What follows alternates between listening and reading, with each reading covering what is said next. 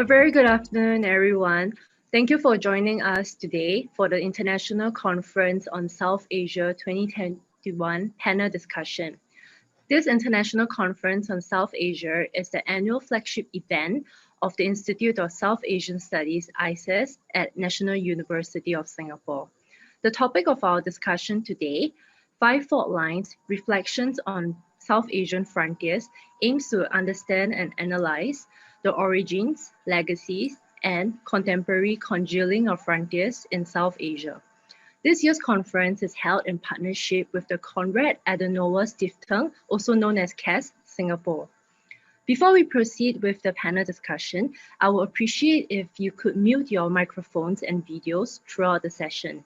If you have any questions to share, please forward them via the Zoom chat during the Q&A session. We will consolidate your questions for the panel to answer. This afternoon, we are delighted to have with us 5 distinguished panelists.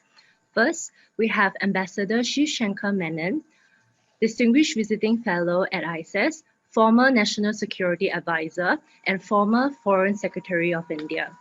Next, we have Ambassador Tariq Karim, Director of Center for Bay of Bengal Studies, Independent University of Bangladesh, and former High Commissioner of Bangladesh.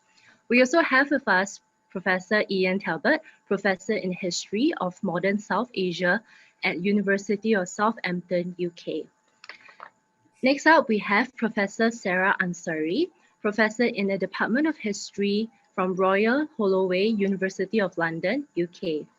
Lastly, we have Professor S.T. Muni, Professor Emeritus, Jawaharlal Nehru University of India, former Special Envoy and Ambassador of India, and also an Honorary Fellow at ISAS.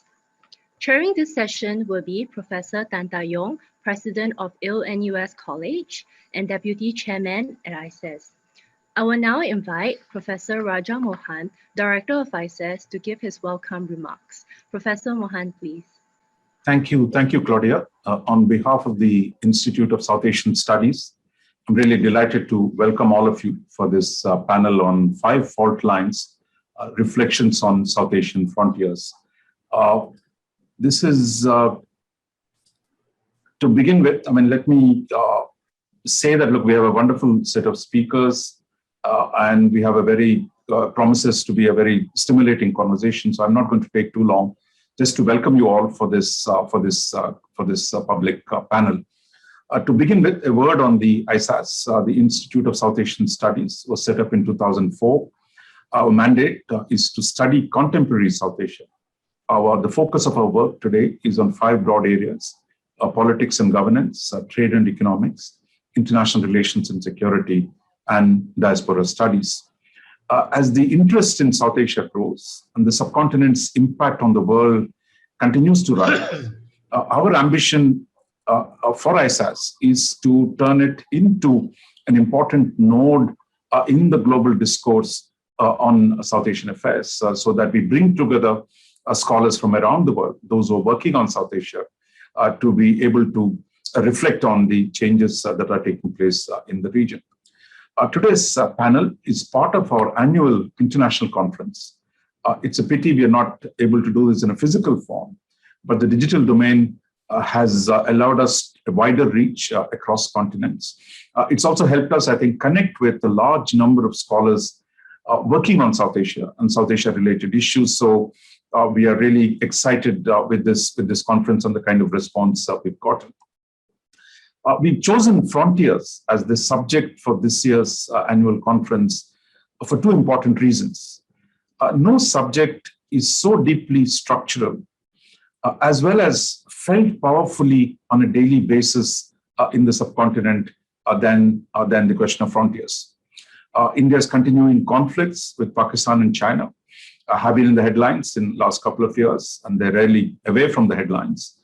The question of frontiers is not just about interstate territorial disputes, the militarization of borders, and wars, conventional and subconventional.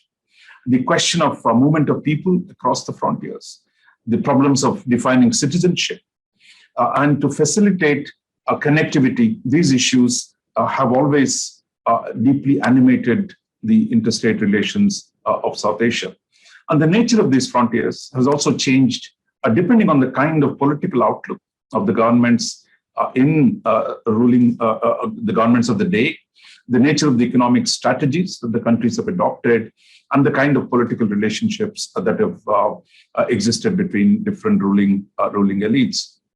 And we also note that the issue of frontiers is not just about borders in terms of abstract lines of separation of sovereignties.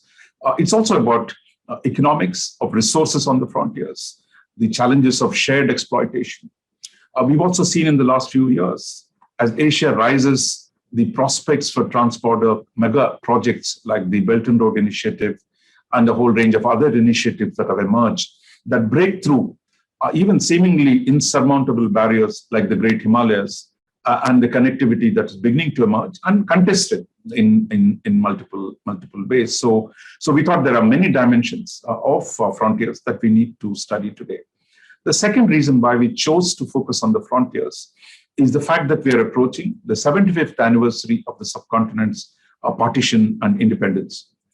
Taken together, the kind of special occasion that is with us, as well as the importance of the subject of frontiers and the kind of contestation that's going around, we thought this is a good moment to reflect on it.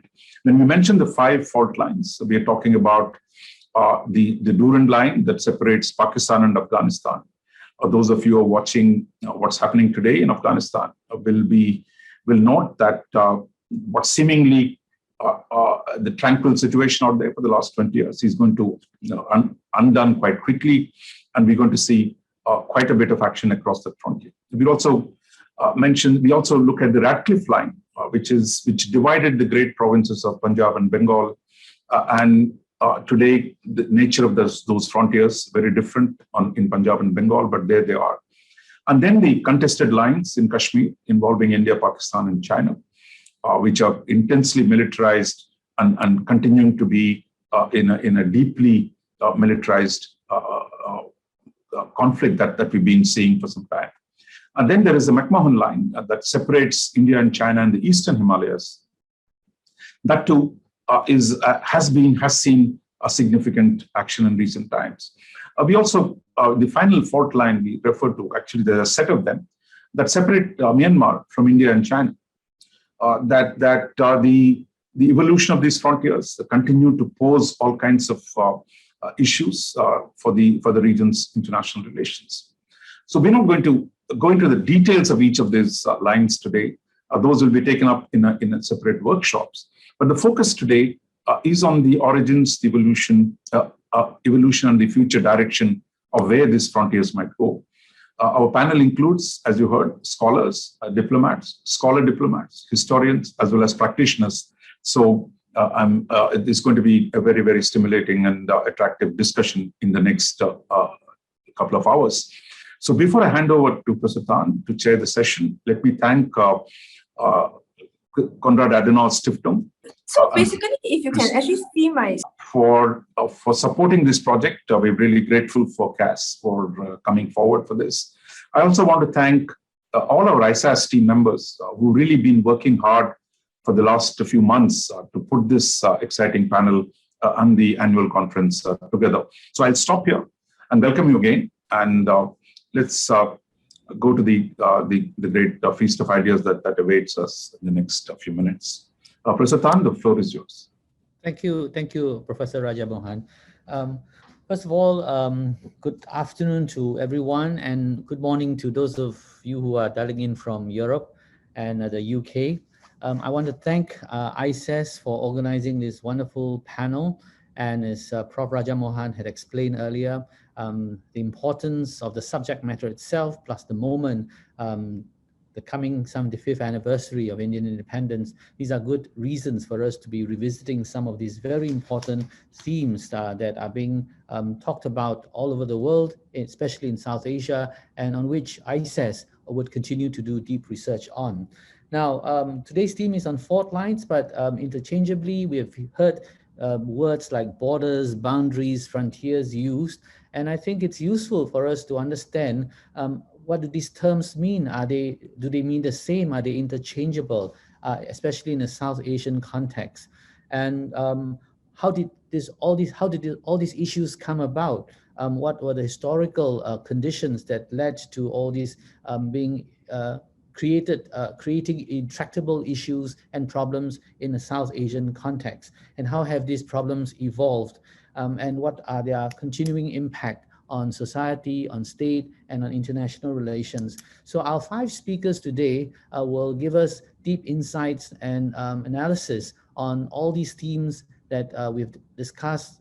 And I think we will have a tremendous amount of, I guess, insights when we hear how they have analyzed these problems for us. And as Prof. Mohan has said, we're not just talking about partition, but we're talking about a series of fault lines that have been there in South Asia for all these years. So Claudia has already introduced all the speakers, so I'll not take more time doing that. So without further ado, I'm going to invite our very first speaker, Ambassador Shivshankar Menon, to deliver his paper. Ambassador Menon, please. Thank you, Professor Tan. Thank you very much. And thank you, ISAS, for asking me to speak to this conference with its fascinating topic. This iteration of the ISAS annual South Asia conference represents a quantum leap in terms of both relevance, significance, and I'd really like to congratulate you on the way you've arranged this. I look forward to learning at the roundtables that you've organized, so I will not speak on the specifics. Instead, let me try a few ideas out on you, which I've thought about for some time, but never actually put down before or crystallized. And then I'd like to hear from you what's wrong with them. My starting point is the fact that every boundary, no matter when it was set, is only temporary. We can be as certain of this as we are that empires that rise also fall. I'm hard pressed to think of any state boundary on earth, which is where it was 200 years ago. I cannot, and do tell me if I'm wrong. Why is this so? The other question that has bothered me is, do we in South Asia have more trouble with our borders, boundaries, frontiers than other parts of the world? And if so, why? Or is this frog's view from the bottom of a well, extrapolating from a career of dealing with disputed boundaries and their consequences? I think not, because objectively speaking, even subregions where modern boundaries were entirely artificial colonial creations, parts of Africa, West Asia, seem to have less trouble with their boundaries. They seem to find enough other issues to fight their wars over. Seldom is it territory. Unlike the Indian experience, all independent India's wars have involved territory in one way or the other.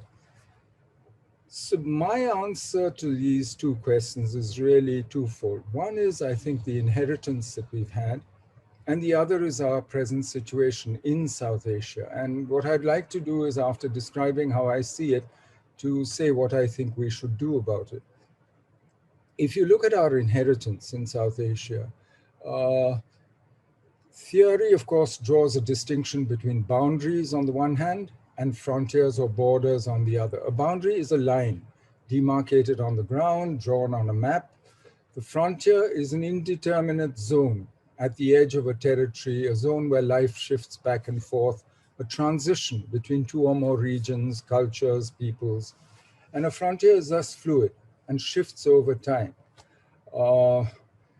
The idea of fixed lines or boundaries is an early modern European creation and has been under attack ever since in practice. I mean, from the day of the Westphalian system of state boundaries being agreed in Europe, it was undermined in practice. In Europe itself, parts of East Europe and the Balkans were almost permanently unstable, and all the boundaries kept shifting. Outside Europe, of course, no such precision in drawing boundaries was known or attempted by Europeans. With the advance of colonial settlement, imperial conquest, and the retreat of pastoral nomadism, the needs of empire were different.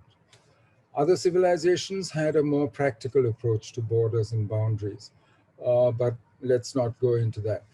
The British Raj in the Indian subcontinent was ambivalent both in theory and in the practice on the sanctity of boundaries, and was very aware of their fluid and shifting nature. and this was recognized quite early. The Raj was quite willing to practice what it did not preach, relying on the reality of the relations of power at points of contention. And Curzon is probably the best example of that ambiguity and the evolution in the Raj's attitude to boundaries.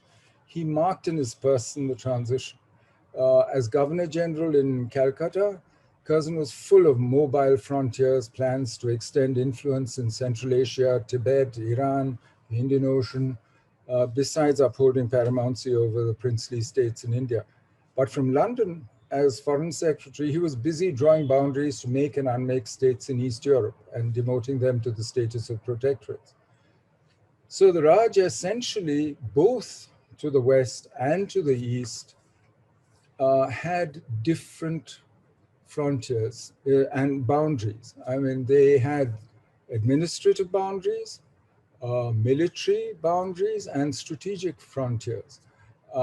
And were quite happy to keep expanding the area of influence, and to draw different lines. For instance, the Duran Line, which Pakistan now regards as its international border with Afghanistan, ran through tribal areas, eliminating no man's land and dividing it into spheres of influence loosely attached to Kabul, to Lahore. But behind it to the east, resting for the most part of the Indus, lay the administrative border. And between the two lines, tribes lived under British protection, but not as British subjects. They came under the supervision of political agents and not the direct rule of deputy commissioners, and their crimes were dealt with under tribal and Islamic law, not the Code of Civil Procedure. And you had a similar situation in the East. Curzon, I mean, typically used to stress that scientifically determined boundaries sanctified in international law were an agency of peace. The famous Romanus lecture, 1907. But in fact, the legacy that we inherited from the Raj on frontiers was an imperial model of soft frontiers rather than the modern nation-state model of hard boundaries, and of protectorates and buffer zones separating them from other imperial adversaries. Nehru was opposed to geopolitics, to hard realism, and was quite vocal about that, but quite realistic in his understanding of these boundaries. And he saw the impermanence of boundaries, even though his entire 17 years as Prime Minister of India was spent on boundary disputes with Pakistan and China, in an inconclusive struggle to actually try and define them permanently. But as he said once in Parliament, for instance, and a sentiment that he repeated often, he said, we talk of countries of Pakistan and India and a frontier between the two, yet in these days of jet travel and various types of missiles, frontier has no meaning. You cross a number of frontiers in the course of an hour or two. You cannot even delimit quite clearly where one frontier in the air ends and where the other begins. The growth of science and technology and communications has really made the idea of national frontiers out of date. Precise national frontiers just do not fit in. So essentially, we had a very mixed inheritance and a very ambiguous inheritance. But where are we today? What is South Asia's situation today? The shorthand version is South Asia today is composed of old nations and new states with porous borders where nationalism is still a work in progress. Every boundary has cross-border ethnicities, and these factors combine to make our boundaries contested and often meaningless or unenforceable in practice. And this situation is compounded by the economics of globalization, by new technologies, expanding interests, which also make borders porous and meaningless. Let me explain what I mean. Many of South Asia's issues of boundaries are as a result of the ongoing attempt to create modern states in ancient nations whose geographical boundaries do not match those of the new states. We are transitioning to Westphalian states, hard sovereignty, precise boundaries, very different from traditional theory and the practice of statecraft in this part of the world. Some traditional polities, India, Nepal, Sri Lanka, Myanmar, China, have made that transition. Others, like Tibet, did not. And some were new states, Pakistan, Bangladesh. So now, as we impose restrictions on movement inside and outside the subcontinent, frontiers have congealed into boundaries in some places, but in all of them, the reality of their porosity, territorial and border disputes remain as sources of political friction and military conflict. We have a history of partitions, not just the slapdash partition of India and Pakistan, and therefore Punjab and Bengal, which attracts the most attention, but of Assam and the borderlands with Burma, with Myanmar. I'm very glad that you have a separate roundtable on the Myanmar borderlands. I think Guyoresha, who worked on the Patkai Highlands and the 1944-45 proposals considered by the British to create boundaries in the areas inhabited by the Naga, the Tso, and the Kachin communities, points out rightly that there's nothing natural about the division between India and Burma, now Myanmar, and that colonial boundaries divided and marginalized indigenous people. In essence, the problem today is that the colonial state and its successors were and are devoted to the idea of the border as a fixed dividing line and drew boundaries to make the state enterprise more efficient. In this process, the states were blind to other factors such as community, livelihood, ethnic and other links among people, local peoples, and the links between the peoples and the land. And that pursuit of the boundary as a fixed dividing line has been accompanied by violence, conflict, and suffering. I'm also convinced that our mental maps and concepts limit us and act as straitjackets. And we need to change this partition mindset. Today we think of India, South Asia as distinct, neatly delimited, separate from Southeast Asia, Central Asia, West Asia. We tend to forget and neglect our intertwined history, our multiple links. So what should we do in these circumstances when boundaries are zero-sum, exclusivist, but necessary markers of individual sovereignties and cherished symbols of nationalism, while borderlands, on the other hand, are our inclusive commons?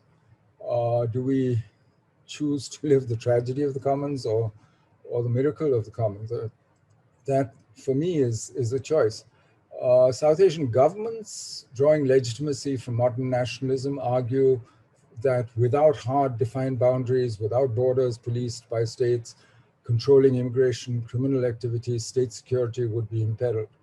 Partisans of the borderlands and their inhabitants argue if we continue along our present path of building fences, hardening boundaries, we would create human tragedies to dwarf what we've already visited on our own peoples.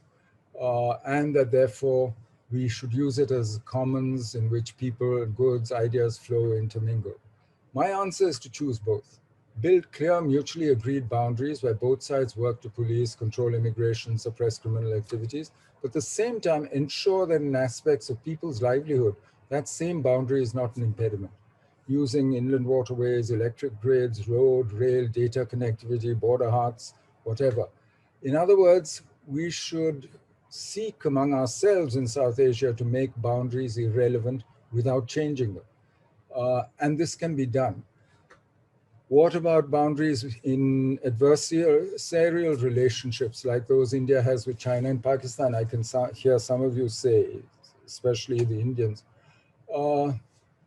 In such cases, such an approach would naturally require, at a minimum, peace on the border, a positive equilibrium in the political relationship, ideally a settled boundary. Are Beijing, Islamabad, Delhi ready to trust their own communities in the borderlands? I suspect not. And I also recognize the world is going in the other direction. There are at this time about 70 walls being built between countries, not just US and Mexico. But in no case have these walls produced the outcomes they promise, as shown by our experience with Pakistan or the history of China's Great Wall. So it's time we thought of a better and more productive alternative, and I hope that we do so in this conference. Thank you. Thank you very much, Ambassador Menon. Thank you for your insightful sharing of the concept of a boundary as an impermanent concept and of frontiers as fluid, and the importance of not seeing them just as boundaries or borders, but also as common spaces to create common opportunities for people. I now invite Ambassador Tariq Karim to present his paper. Ambassador Karim, please. Thank you very much, Chair, Professor Tan. I, at the onset, wish to thank the ISAS and its director, Professor Raja Mohan, for inviting me to participate in this very, very, I would say, well thought out event. And I am happy to see a couple of old friends and some whom I know by reputation. In my remarks, I will sketch the origins of the fault line along India's borders with Bangladesh mainly.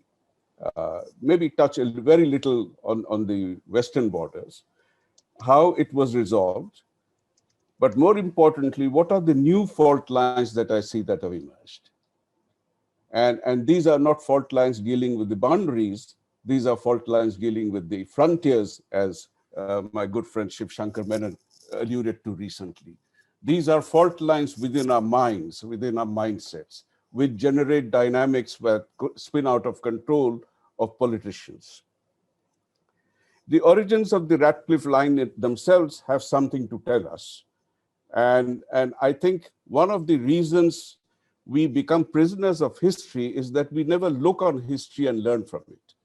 I see many of the things that I viewed, history is not my discipline, history is my hobby.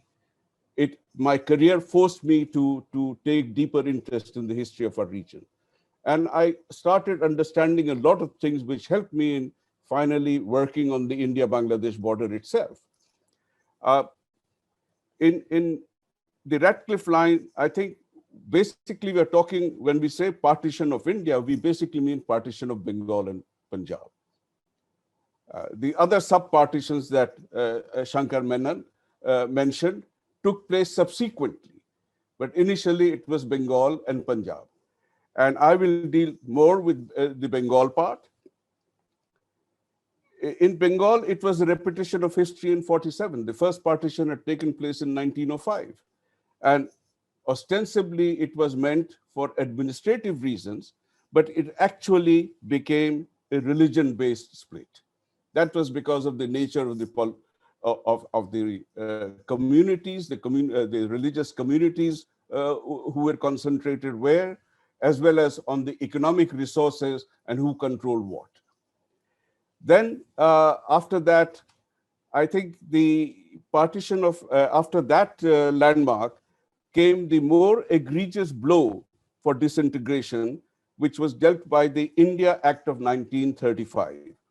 The India Act of 1935 basically gave a sort of autonomy to the various provinces that were then defined and separated Sindh from Bombay, split Bihar from Orissa, split Burma from India, and separate, more importantly, the thing to remember, and that is still playing out today, separated electorates, Hindus, Muslims, Sikhs, Europeans, Anglo-Indians, Indian Christians, they all had separate electorates. So basically, the insertion of the division in the mind took place at that time. And once that was inserted, that has never really left us. It was designed to strengthen the center. It had the opposite effect. It weakened the center. It was designed to weaken the Indian National Congress, against which the British Raj was fighting. Actually, it strengthened the Indian National Congress. And the final blow, well, as a result of this, they had elections. They conducted elections in the provinces, and the Indian National Congress asserted its dominance by winning most of the provinces. But in 1939, when Britain declared war on Germany and dragged India into it, the Congress resigned en masse. It just vacated the political grounds it had occupied. It left the ground open. The divisions already fostered by the separate electorate process now gave the Muslim League a chance of occupying those vacant spaces. And after that, the arrow had already sped. There was no calling it back. How was it resolved?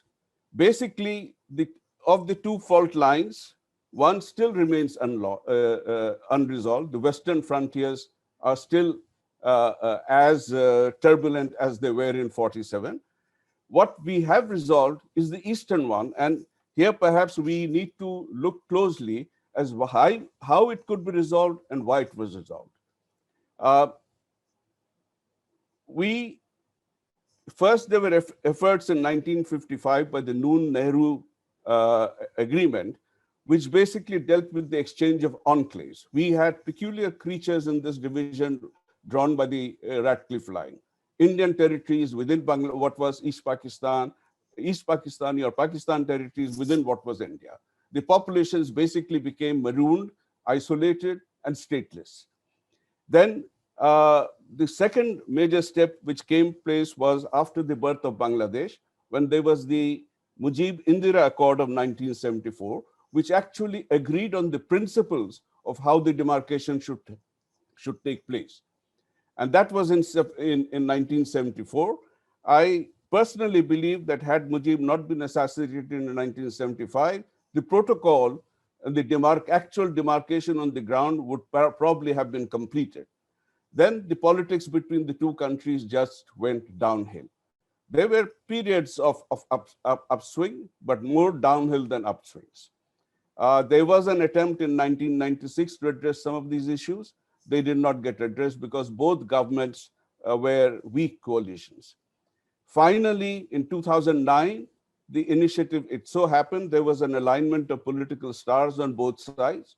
Both leaders had shared similar visions. They agreed that they needed to resolve these boundary issues first, get it out of the way, and then reconfigure their state relations to make it congenial to each other, make it more normal, because the larger goal was how do we develop ourselves? And for Bangladesh, it was very clear that we can develop only with India and with its neighbors around. The way we are situated, designed by God and geography and politics, there was no other way that we could look at things. I think what happened at this time, and this is where Shankar Menon and I were integral parts of this process, we decided that, both sides decided that, A, there would be no displacement of existing populations unless they opted for it. B, there would be no adverse consequences of economic activities that had already been established and were ongoing in areas which were in adverse possession or considered to be in adverse possession. C, there was amicability in arriving at it. Both sides came with the spirit of, okay, we have to settle something. We know what the problem is. What is the solution? So it was solution seeking rather than problem exacerbating. D, no third-party intervention or mediation was involved in this. This was the most important aspect, I think, which also, of course, catered to the fact that every country's sovereign ego was catered to. And of course, all this could not have happened without statesmanship and a larger vision, a shared vision for the region on the leadership of both the sides. Now, what were the legacies of the Radcliffe Line that we had to fight for? I think number one was the onset of what I have consistently described as the partition syndrome. Shankar called it the partition mindset, or basically, we divided the way we looked at things through the divisions that we had created on the grounds and drawn on the maps. And of course, that triggered off many sub-partitions within India itself. Secondly, it was a deepening of what I have consistently described as our emergence into a post-colonial new Westphalian disorder. People talk of the new world order that was established after 1945. I call it the post-colonial New Westphalian disorder for countries situated like us.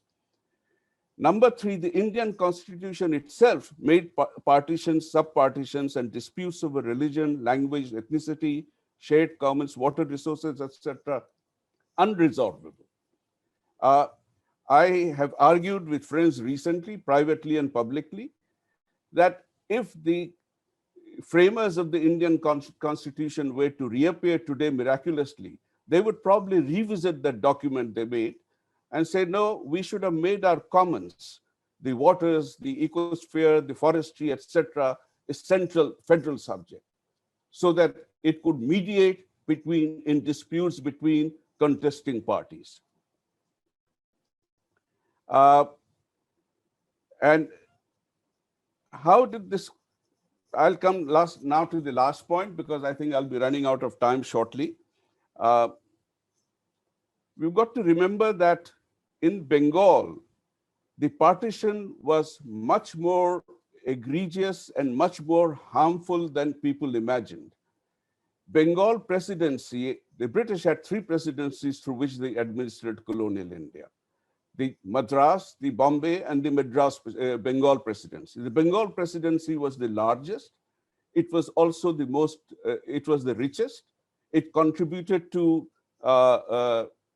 it had the highest GDP. It even had the highest per capita GDP, as I've read somewhere, which was in Shillong, which was the summer capital. It contributed more than 30% to Britain's imperial revenues.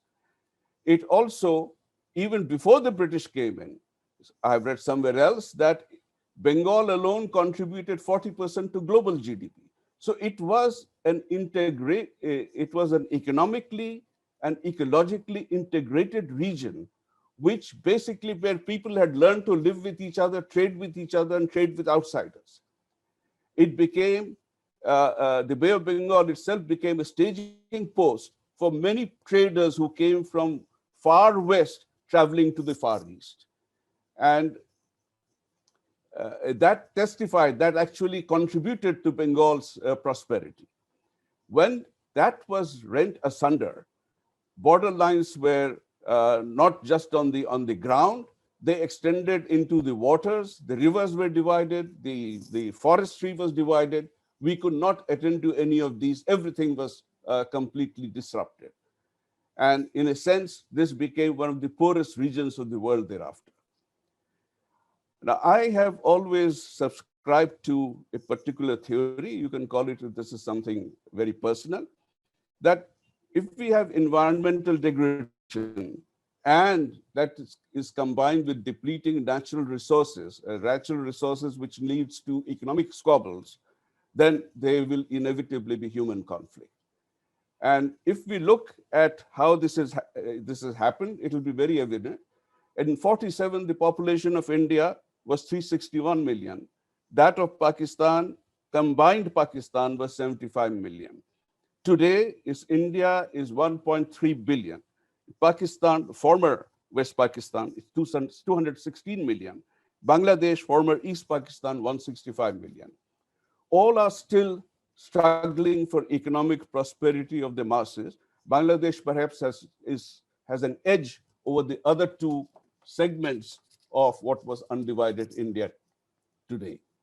I agree completely. I mean, Shiv Shankar Menon used a phrase, old nations, new states. We are all part of the same old nation.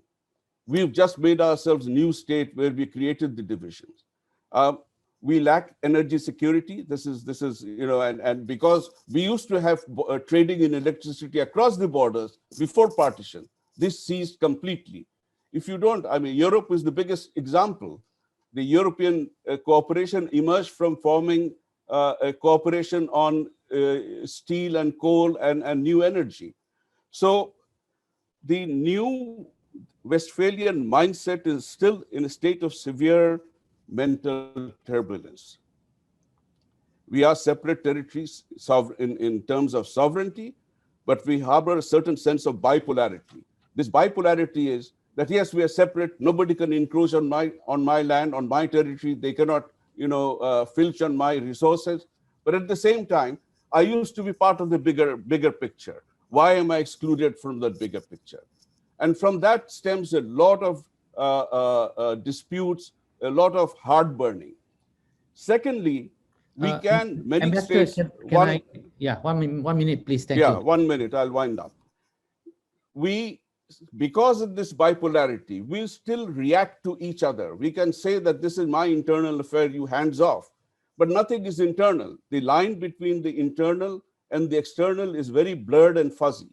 What happens in Bangladesh, the Indians will react. Why are you treating the communities like this? Conversely, what happens in India, the people in Bangladesh react. This plays into the politics. And though political leaders still have a larger vision of coming together, politics is all local. They have to listen to their constituents.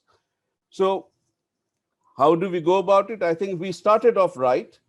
We started that once we have got Bangladesh-India relations fixed, we can look towards regional cooperation, perhaps not the larger cooperation of SAARC, but sub-regional cooperation. That is still fragile, but it is happening. Perhaps we need to focus more on how we can work together, pooling our sovereignty, not ceding sovereignty. That is where the mischief comes in. Pooling our sovereignty for managing the commons for our common prosperity. And I'll end there. Thank you. Thank you very much, Ambassador Karim, for a very detailed historical analysis of the situation and how we can continue to learn from history as we find solutions for this ongoing situation. I now invite Professor Ian Talbot to present his paper. Ian, please. Thank you very much to Professor Mohan and also to ISAS for organizing this very timely conference and the opportunity for me to share some thoughts about borders and frontiers in South Asia with you. Before I do that, I just want to pick up on a couple of points from the previous very insightful presentations that we've had that immediately struck me. And that is, firstly, to understand the subcontinent, certainly, as both a post-colonial and post-partition state. And for that reason, I think borders, along with other aspects of political development, has to be understood in those contexts, not just of the colonial era and some of the issues coming up in terms of disputed borders relating to the colonial era, but also to the mistrusts and anxieties in state making that arose from partition itself.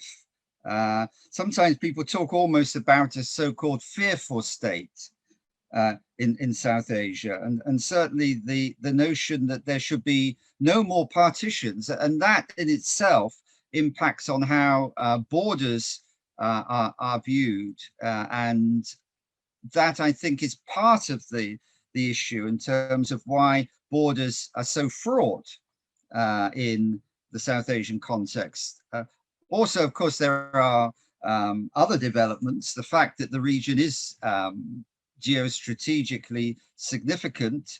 So the legacies of Cold War, obviously the whole impact of the war on terror are other aspects which make what some writers call a kind of cartographic anxiety in which borders are seen as areas of needing to maintain sovereignty at all costs, making them integral, not just for foreign relations between the states of South Asia, but also very much discussions about borders, attitudes towards border areas are very integral for domestic policy discussions within South Asian states as well.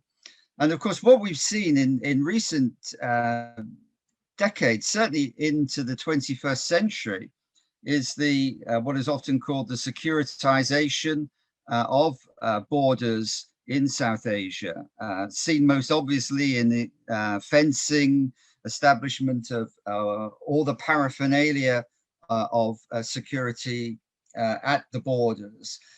But at the same time as this is going on, the borders remain porous.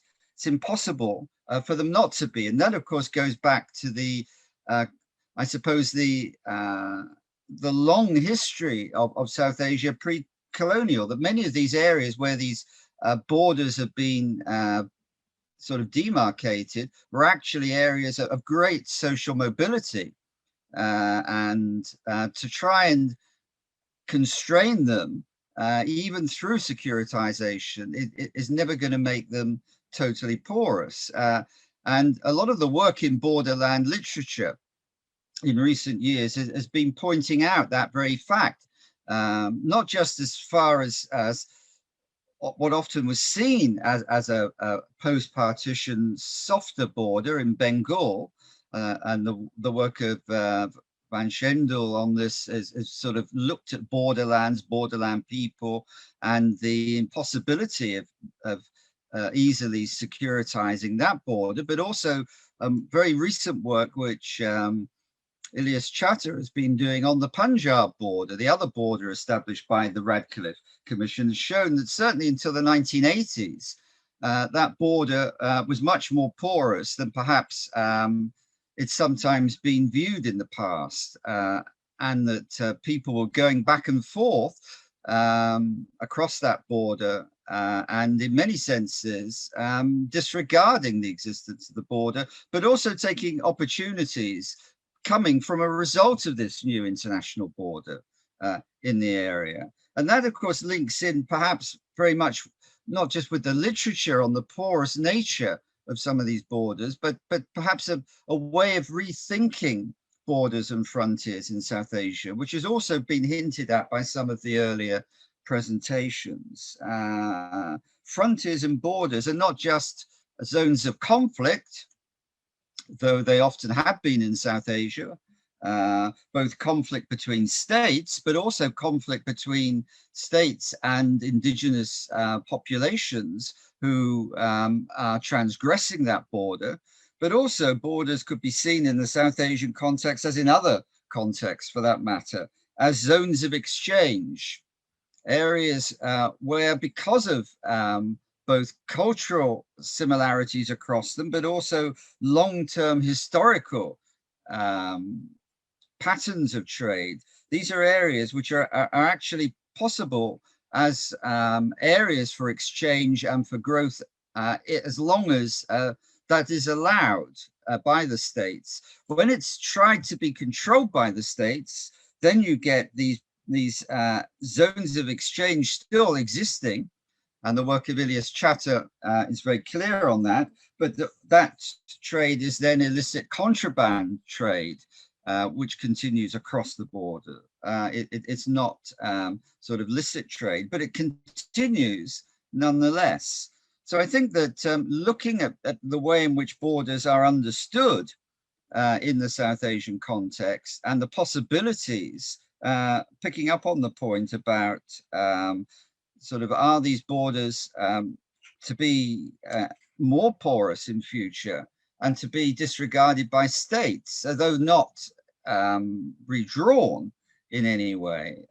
Is that a way of looking at the opportunities presented by borders, rather than seeing borders as inevitably zones of conflict? And that's beginning to return to earlier understandings of South Asian borders. So that's the first point, which I think is important to make and to take away. I think a second point, which has again been touched on by some of the earlier speakers, and I think is very significant, is that borders in South Asia are also mental borders. And in a sense, of course, this is the legacy of partition, the mistrust that came from that process, and of course has been increased by developments subsequently in relations between states in the region. And of course, securitization itself can actually increase these senses of mental borders and of distrust.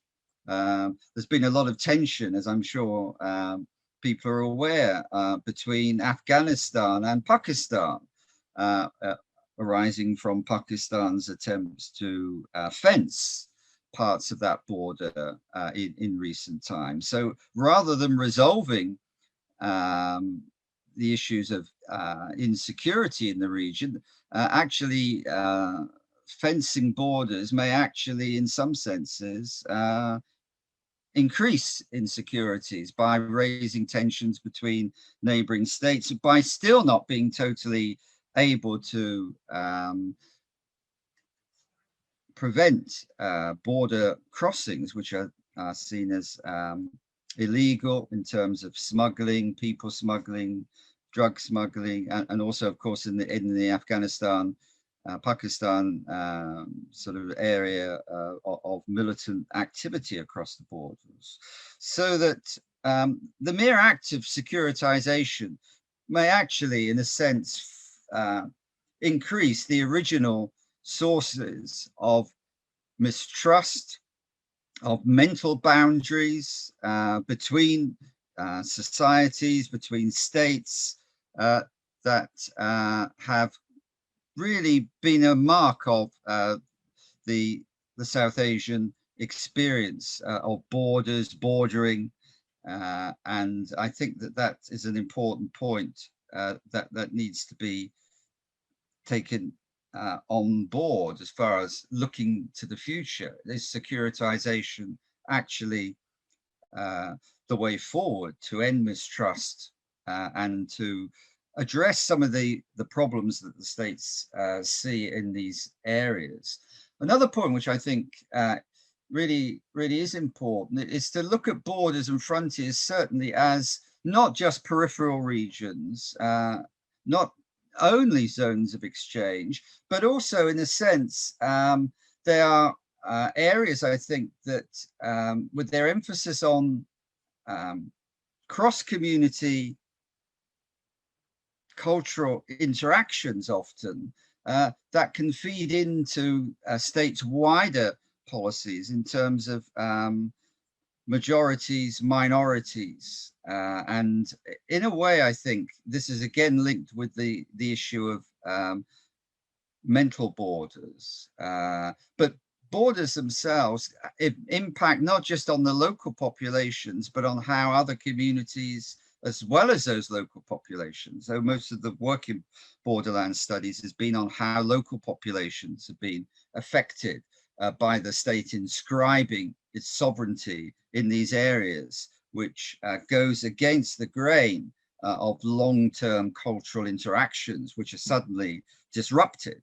And the point has been made earlier about the Durand Line and its disruption in the Waziristan region of the subcontinent. But you can look at it in other contexts as well. So everyday life of borderland dwellers is often about their resistance to state attempts to inscribe borders on the landscape, which they don't really recognize fully.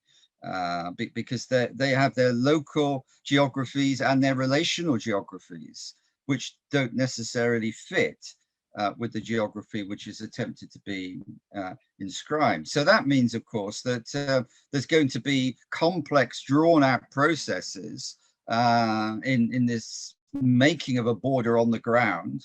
And again, if you look at even what is sometimes seen as a straightforward case, the making of the Punjab border between India and Pakistan, it actually took about 5 decades for that border to be really fully solidified as much as it's possible within the South Asian context to do that.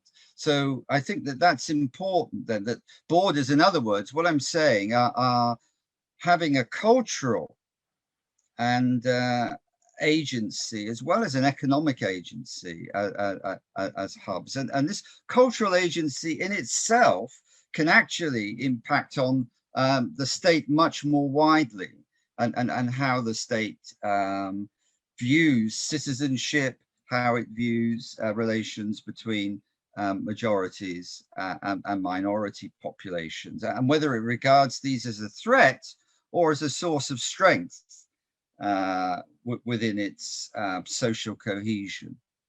I think I'll stop at that point, but obviously I'm happy to sort of engage in any questions relating to some of these themes I've addressed. Thank you.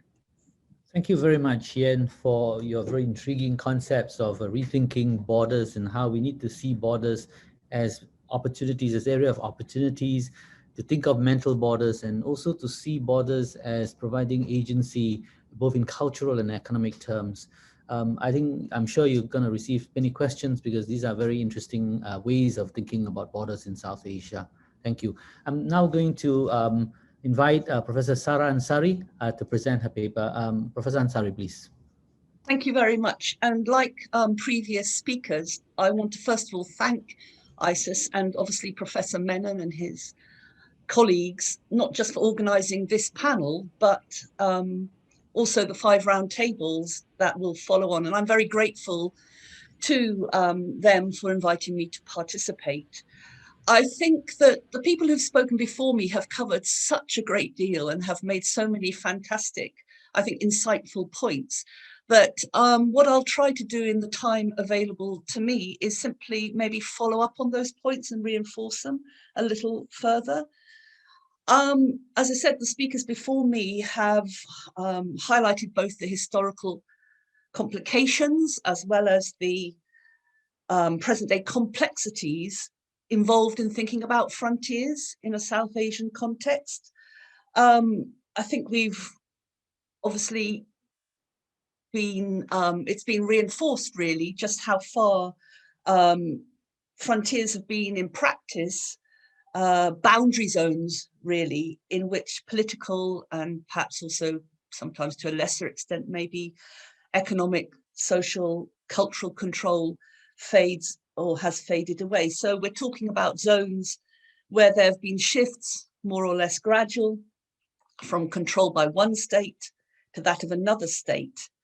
And clearly the term frontier and how it's been implemented, both in a discursive sense, but also on the ground, may have been quite different in different times. Again, we've had the importance of the historical context underlined for us. And there could well, and there frequently are, disconnects or divergences between what the idea, the notion means in reality and how those engaging with it, whether as individuals, communities or political units, have thought they ought to be. So what I want to do, I suppose, is just introduce or reinforce this idea of scale, the importance and the problems attached perhaps to scale. Because I think, and I'm not obviously the only person who thinks this, but any frontier, border, boundary, when observed from a sufficient distance, usually appears as a pretty, sharp line. Yet when we view it close up, then we see it tends to become seen as that zone that people have referenced, usually with some width to it and often blurry edges. So from a central capital city, for example, a national government, the political delineations may seem precise, but from the perspectives of those living near or on them, as Ian Talbot has just underlined, or from the standpoints also of those administering or controlling these zones, they can be ambiguous and likewise contentious. So it's one thing I think we just always need to tell ourselves to draw a line on a map or to erect boundary markers, put in posts to guard a frontier. Now we're talking obviously about some states building walls. It can be quite a different thing to live in and manage them. So I just came across quite an interesting, I suppose, analogy that was made by an American historian, a historian of American frontiers. And I accept that, there, perhaps the idea of the frontier has acquired a particular resonance.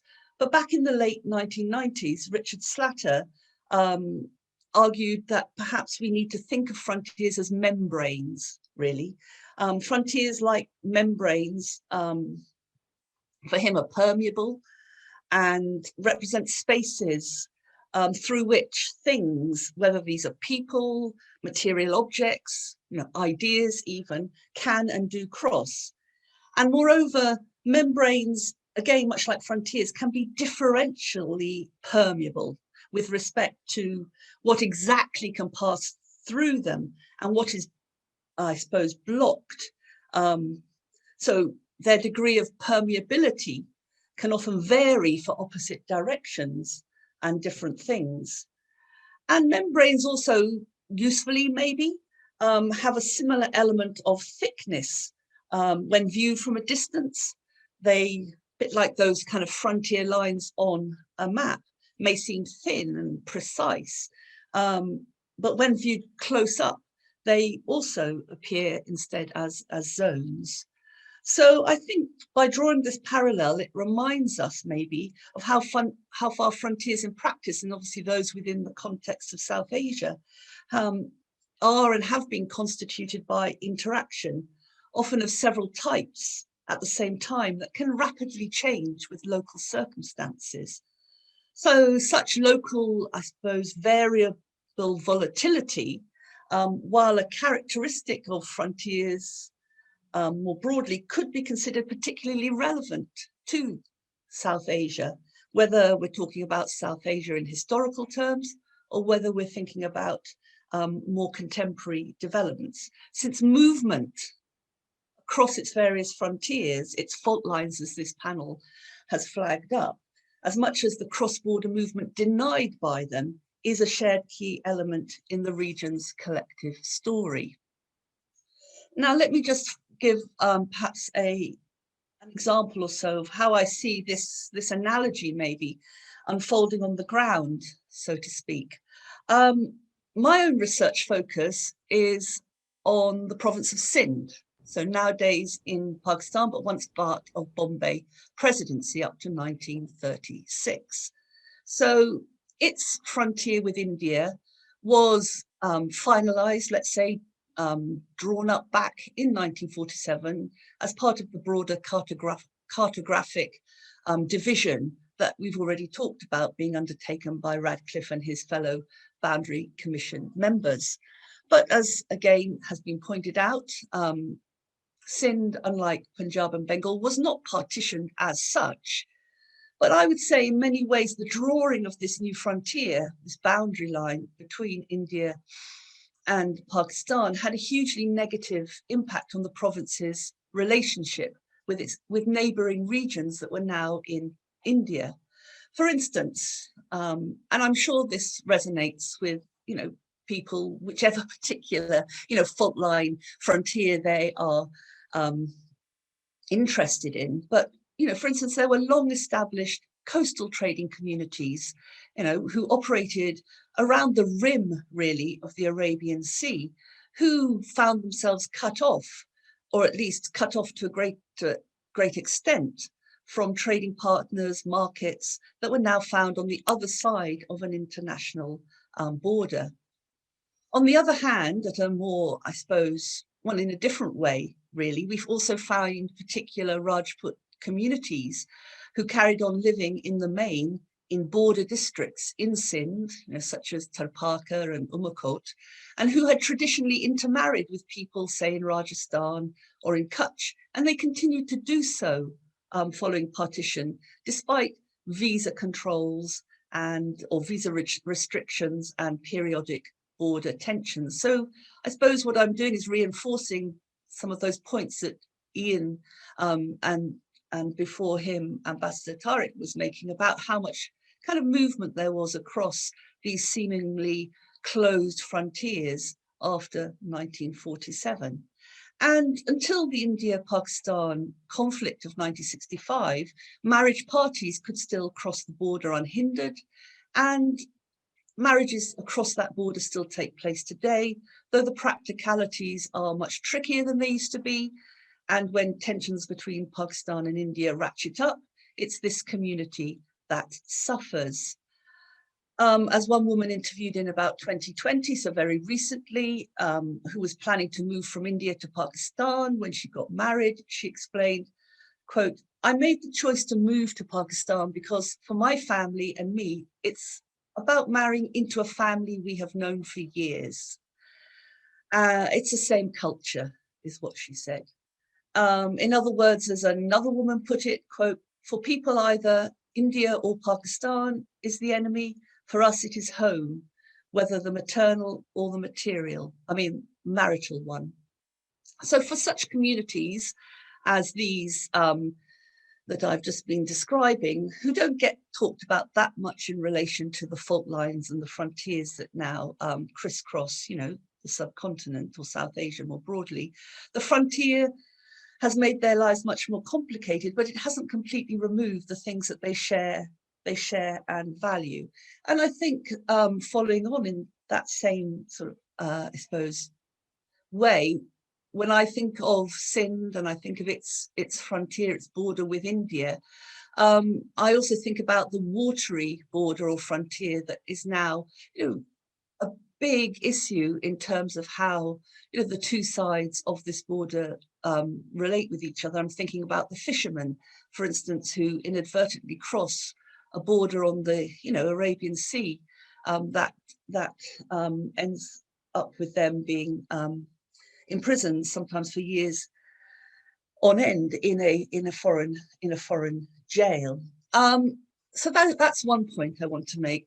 I know that I am about to run out of time, so I just want to make one last point, and that's really that the frontiers, the fault lines that are being discussed both here today and in the workshops that follow, they're focusing very much, or in the main, on relations, I think, between states across border lines. But I just want to again reinforce really the point that that Ian made before me, which is that these frontiers also affect relationships and politicize identities within states themselves. So I think that it's really important, certainly as a historian of this period, the period following independence and partition, to look at what the impact and the fallout was from the creating of these fault line frontier boundaries, whatever we want to call them, on the degree of belonging, maybe, that particular, in the main, minority communities experienced and have carried on experiencing really through to the present day. So I think I've had my 10 minutes or so. I'm sure that perhaps I should stop at this point and hand over to the next speaker so that we can keep, time. Thank you very much, Professor Ansari. A very interesting concept of a frontier as membranes that are permeable, that has thickness, and also it's a space where people live and it affects people's lives. And I think that's a very interesting way of looking at the social and cultural dimensions of frontiers. So we are down to our final speaker. Last but not least, it's my pleasure to introduce my good friend and mentor, Professor S.D. Mooney. Professor Mooney, over to you. Yes. All right. Wonderful. Sorry. So I thank ISAS, Ambassador Pillai, Dr. Raja Mohan, and you all. Now, I think it's an advantage to be the last speaker because most of the important points have been made. Let me just reiterate a couple of points of them, and I go back to Ambassador Menon, that these fault lines are really a colonial imperial product which was given to South Asia to handle. And they were colonial imperial product in many different ways, that they had the seeds of conflict there, because they were left ambiguous on design in order to keep negotiating and bargaining these. No proper surveys were done, no delineations were done of the lines. The socio-cultural clusters were completely ignored, as it has been mentioned, and also the economic boundaries were ignored. More important than that was that in many cases, like both Durand Line and McMahon Line, there were no firm commitment from both the sides. There was no bilateral commitment. It was almost unilaterally done. There are also, besides these 5 fault lines, I think there are many other fault lines created by various agreements and treaties, and also the lines like Johnson Line, like McDonald Line. There are many other aspects of it. So if you are taking this as a project, I think one will have to go into various dimensions of it. Now, why I say agreements and treaties, like look at the border problem which has come up between India and Nepal now out of the Sagoli Treaty. So I think it's a more comprehensive way in which we need to look at it besides these lines. But they are certainly colonial product, and they were there.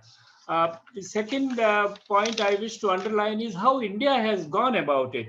And I think India has been caught in a dilemma between, on the one hand, that it is not a territorial nation, it is a civilizational nation.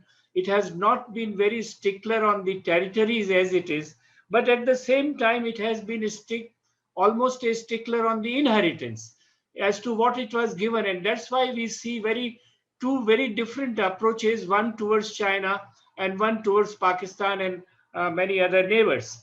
Now, Pakistan and many other neighbors, there is a question of accommodation, there is a question of coexistence. And there I find that Indian approach has been territorially very liberal. In fact, on POK, India was willing to settle for the ceasefire line for a long time. It was even willing to concede some of the territories, was willing to accept adjudication by the third parties. All other things were done about in order to reach out a compromise. But I think because of the Cold War, because of Pakistan's insistence, things did not come up. On Kacha Thivu, India accommodated Sri Lanka, and we see the results of that accommodation in terms of the fishermen's problems. On Bangladesh also, I think enclaves issue has lingered on because for internal political reasons, the agreement could not be ratified for so many years. But the intent of the agreement was very clear, that we want to accommodate and settle it. So this is never India took at the boundary question in the military sense, in the sense of expansion, or in the sense of assertion. But I think over the years, it has learned some of the lessons that it has to be more pragmatic. And you find like Siachen, where there are very clear examples. Now, inheritance insistence has created problems regarding China, because I would find that India, while being very clear on what British had given them, and I think my very senior colleague S. Gopal was put on the British Library to go and dig out into the details of all the boundaries issues. We should have also taken up the question of how the Chinese mind is looking at that. And I think this is where India slipped on, and that's why the consequences has to be faced, because the Chinese were looking at the border in a very different way than the way India was looking at it. Now, this is where this contradiction between the inheritance sticklerness and the what you call the territorial accommodation has led India to. And we find that, as many of the reasons have been very clearly identified, many of the political reasons, the state building reasons, we have not been able to solve the problems. I wish to flag two other points. One, the fault lines were drawn in a geopolitical context which is no longer valid. The fault lines were drawn by the British because they thought the Soviets are encroaching into South Asia. And now there is a whole question of how the Chinese are asserting into South Asia, and how the South Asian states are looking at their own national identity so far as territorial boundaries is concerned. So we must, in this project, also take into account this shifting nature of the geopolitics, which has vitiated, to some extent, I would say, the boundary question. Look at the whole question of Pakistan and China on the border in Aksai Chin and POK areas, where there are, and India talking about two-front war and all that. This all comes out of the totally changed geostrategic context, geopolitical context, which India is facing today.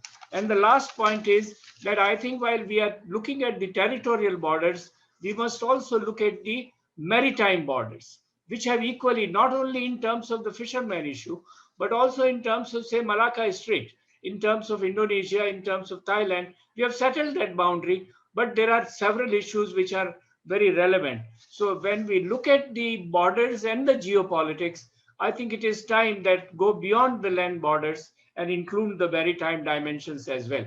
Thank you very much. Thank you. Thank you very much, Prof. Muni.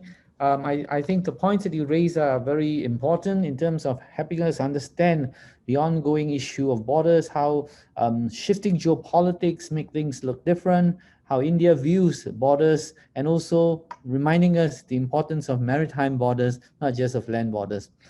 So we've heard five wonderful papers, 5 wonderful presentations. They've all converged on certain points, and yet there's a certain richness in terms of our understanding of borders, frontiers, boundaries, and even zones that all these things connote. So I think we now have about half an hour to 40 minutes for questions. I'm sure you all have lots of questions. The audience have questions for our speakers. So please either turn on your camera, identify yourself and ask the direct question, or send your question to the Zoom box, and we'll try, to the chat box, and we'll try to collate them for the speakers. Any takers at this point in time? Claudia, do we have any initial questions?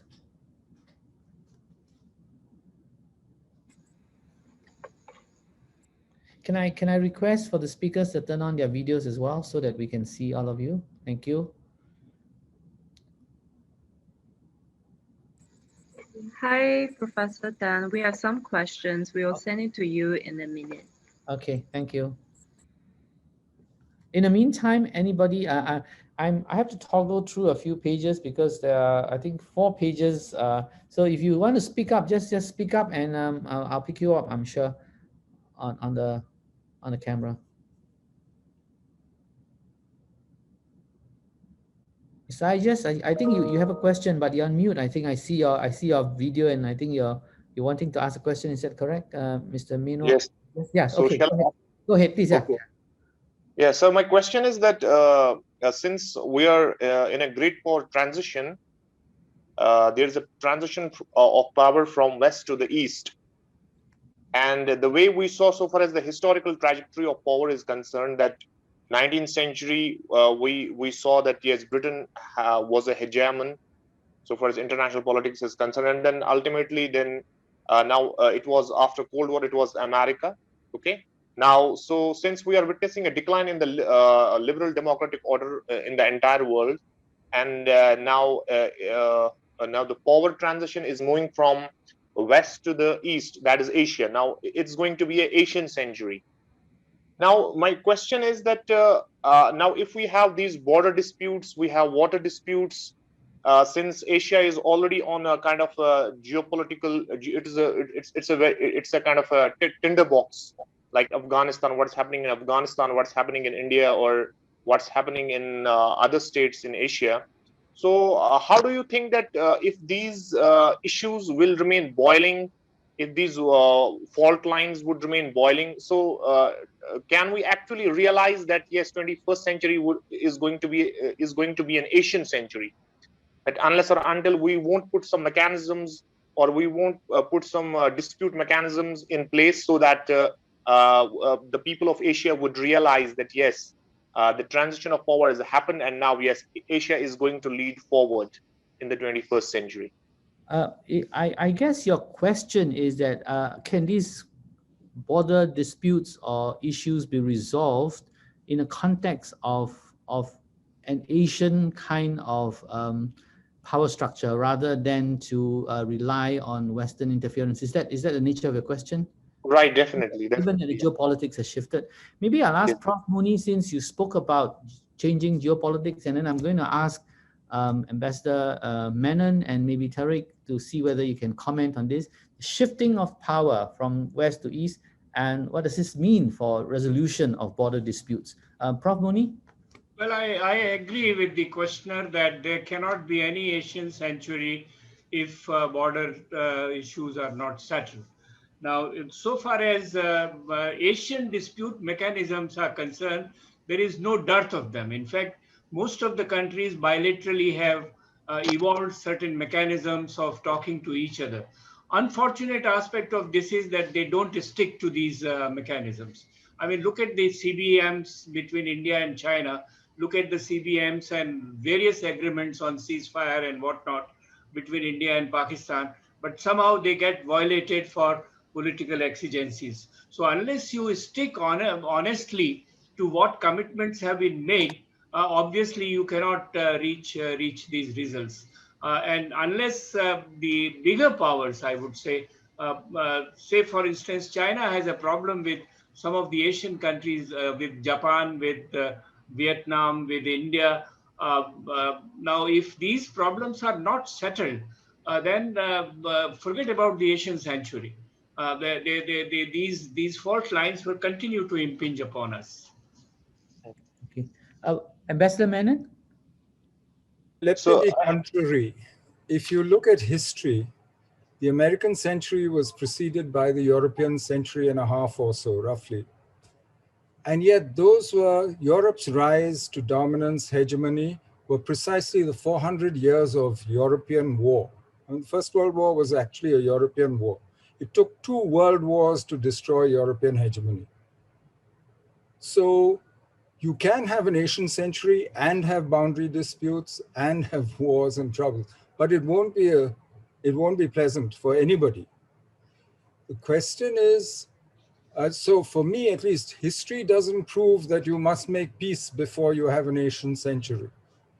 In fact, it's the other way around. Because the shift in power is so rapid and the shift in the balance of power is really unprecedented if you look at the speed in which this is happening, that countries don't know how to adjust to it. So all the flashpoints, all the hotspots are alive again, including the India-China boundary, wherever you look.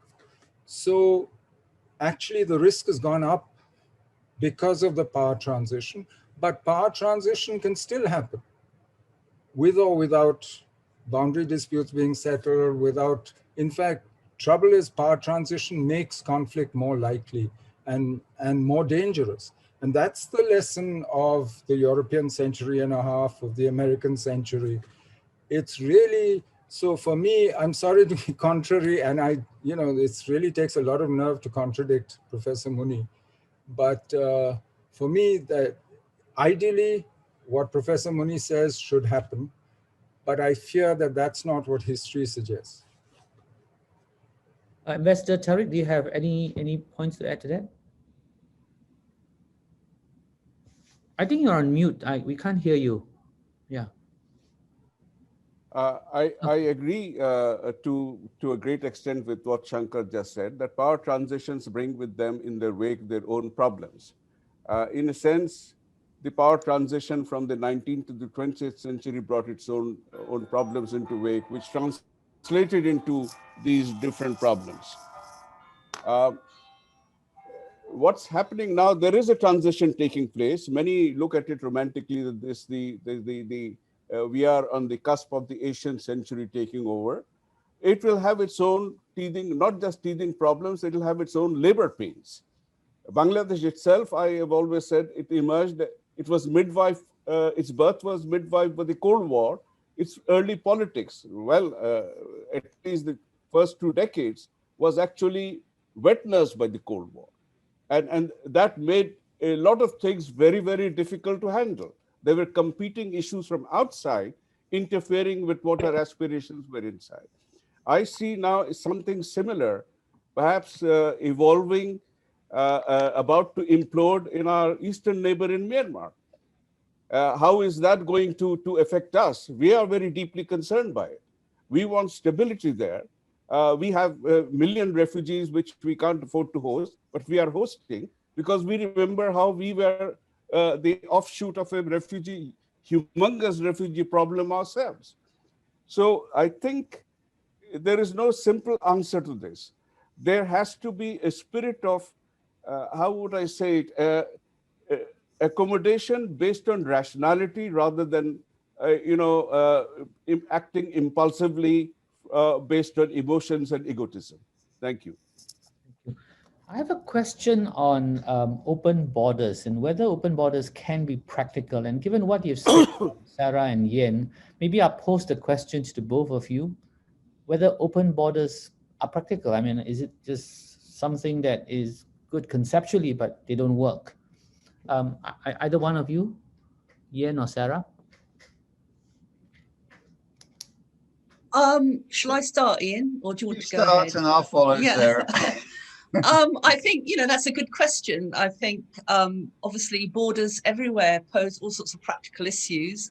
In Britain, we're living through, you know, trying to work out, you know, the practical kind of consequences of not redrawing our border literally, but in a sense politically, refashioning our border with Europe. And, you know, it hasn't been an easy, or isn't proving an easy process, particularly if you think of somewhere like Northern Ireland that's kind of caught, not in no man's land, but it reminds me to some extent of that predicament. So, but I think, you know, if perhaps how can I put it, the incentives are sufficient, and often when people talk about, you know, more open borders, more not porous in that sort of slightly, we're not, you know, non-visible way, but in a sort of more open borders, then, you know, the whole economic dimension can come into play.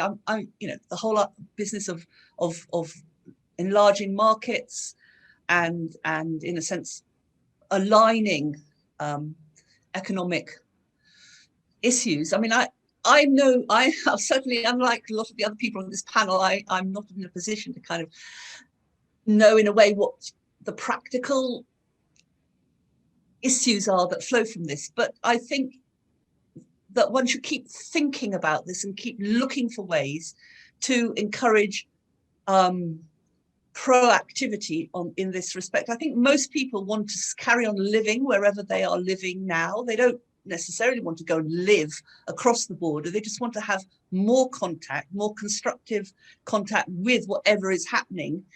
And I think, although it's not maybe, I don't know how relevant people think of this, but if we take the case of Europe and we think about picking up on the point that was made earlier about, you know, the contestations that were going on there.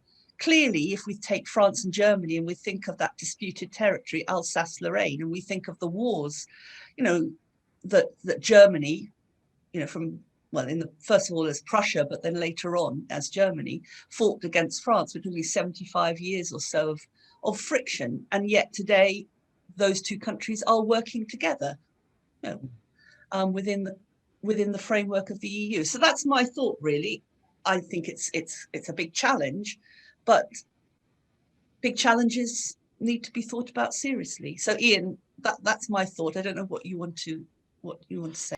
Yes, I mean, obviously you can't go to open borders from securitized borders overnight. But I mean, if you look at those moments of time, certainly, say in the mid noughties, the beginning of this century, you know, when relations were beginning to improve between India and Pakistan after the 2001-2002 standoff. So removing some of the restrictions, you know, on cross-border travel was actually part of the beginning of a process to try and improve relations more generally between the two countries. Confidence building measures, you know, was the terminology that was often used of that. So I think that inevitably, if you're going to resolve in a real sense some of these long-standing differences in the subcontinent particularly, then you've got to see opening up of borders as a process towards an improvement more generally in relations. And it has a humanitarian aspect as well as an economic one. I remember, you know, reading some of the reports around the 2007 period, you know, where families who've been sort of separated by partition were able to actually link up again, sometimes for the first time since that period of time. So I think that we can't move immediately to open borders, and obviously open borders will depend on a great deal of confidence and trust in the countries that are neighboring each other. But I think removing some of the restrictions on movement across borders and making this legal as opposed to illicit, because there still is movement across borders, but it's illicit rather than a legalized movement, can be the first step towards removing the trust deficit, which I think is got to be removed, within the South Asian context, really and it links into the wider question, an Asian century has got to be in terms of removing this mistrust, between neighbors, between India and Pakistan, to start off with. How can you have, a situation where you're moving towards this without that resolution? It gets in the way, and it can be exploited, because there will be groups who won't want an Asian century, and who will be looking to exploit differences, countries perhaps who will be looking to exploit differences. So anything which builds up trust, and I think more open borders is a way of beginning to build up trust and removing these mental boundaries also, which I mentioned in my presentation. It helps to break those down as well. Well, thank you, Sarah and Ian. I have two questions that are related to each other, and I'm going to post it like that. I think the questioner says that, look, now we're living in a world of globalization, and when you have big issues like a pandemic, borders really are not respected. So if that's the case, then how do we still justify borders, and are they still ethically, morally justifiable? So globalization, and then you have pandemics that don't respect borders, and how do people still see, that borders are important? I'm going to post this to Ambassador Menon, because, as a practitioner, international law, what does all this mean now, given the kinds of challenges we're dealing? And then, of course, Ambassador Tariq and Prof. Mooney as well. And then Sarah and Ian, if you feel that, you have something to add to this, please chime in. So maybe we'll start with Ambassador Menon. Well, it seems to me that the idea of boundaries is intrinsic to the self-definition of a state, right? And today it's become such a part of modern nationalism that people feel their identity is threatened if their boundaries are threatened. So the idea of open borders, everybody accepts that practically it would be a good thing, but they still want to have a boundary on a map. They want a line there which defines us and them, which separates them from the other. And I'm afraid that's a political reality that every politician in every country, well, no matter whether it's democratic or not, responds to. So it's not so much a question of justifying boundaries or borders. The problem is, how do you get states, therefore, to concentrate on the transnational threats? Because most of the things that we deal with today are transnational. It's not just pandemics, it's climate change, it's you name it, maritime security. None of these things recognize boundaries as they were, the boundaries of the states.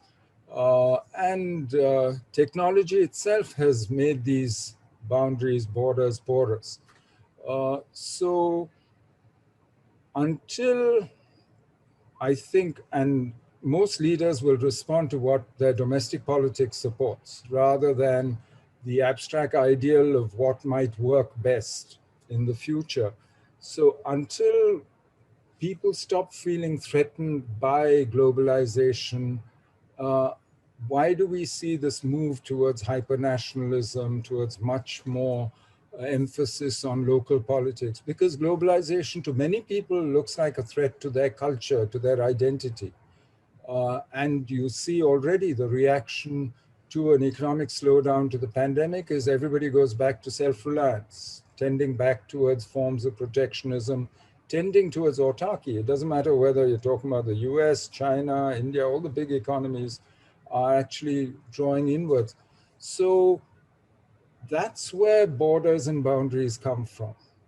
So the justification is not so much to my mind, it's not so much the practical, economic, or even the standard political science definition of sovereignty.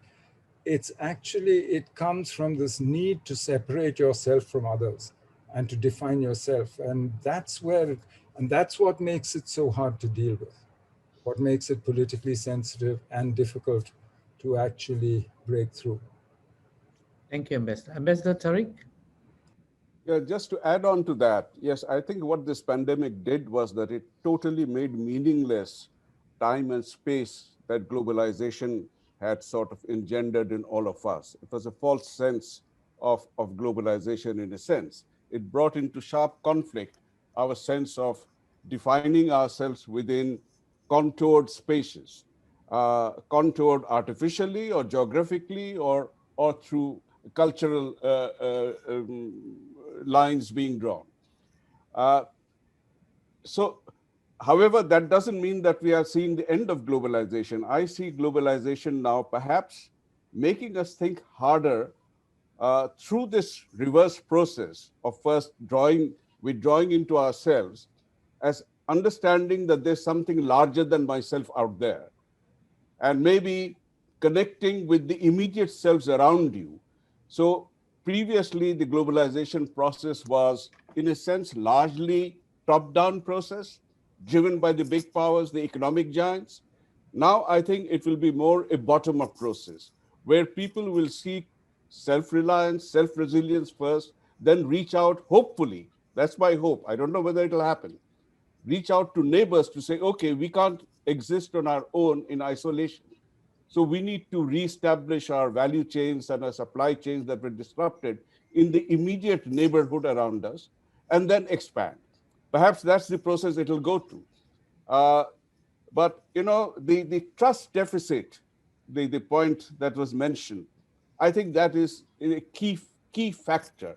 I see the new fault line basically being how thick or thin is that trust line between interlocutors in state or at the individual level. Thank you. Prof. Muni? Yes. Thank you. I think the question of open border, South Asia is a natural entity for that, natural candidate for that, because most of the political boundaries were imposed boundaries in South Asia. And since the socio-economic clusters were not taken into account, people mingle. That's why the borders are porous, no matter how much militarization is taken place. But I think it is Shankar who has hit the nail on the head when he says that besides globalization, there are also forces of isolation. There are also forces of introvert identity. And this introvert nationalism, introvert identity has emerged as such a strong force that it doesn't want to merge into anything else. And any open border really creates a sense as if you are merging your identity.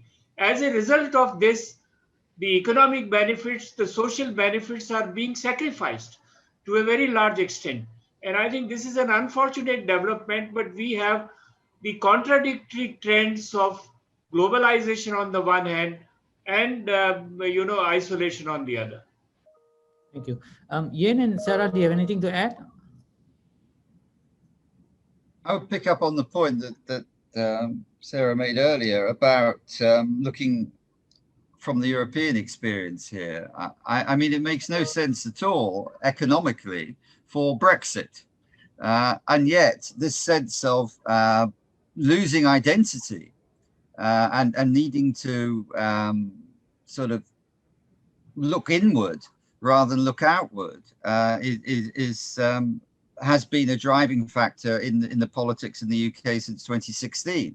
We don't know how it's going to resolve itself in the long run, but I don't think we can just assume, that countries will reach out to neighbours they've already been deeply connected with, let alone making connections across areas where there may have been conflicts, because Britain had no conflicts in reality with the European Union.